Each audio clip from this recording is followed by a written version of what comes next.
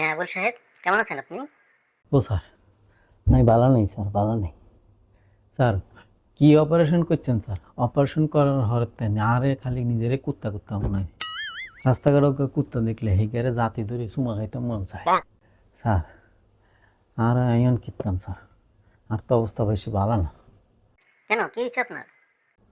আমি হিসাব করতাম গেলে এক ঠ্যাং আর অটোমেটিক্যালি রুমের দিকে উঠে যায়।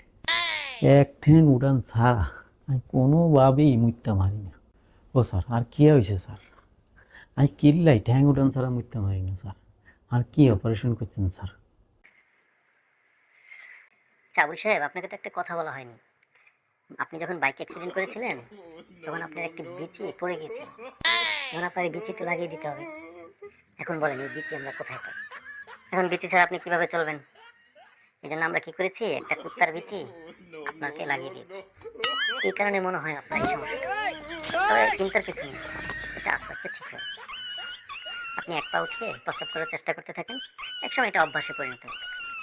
কি? আর এগুন কি আর গো?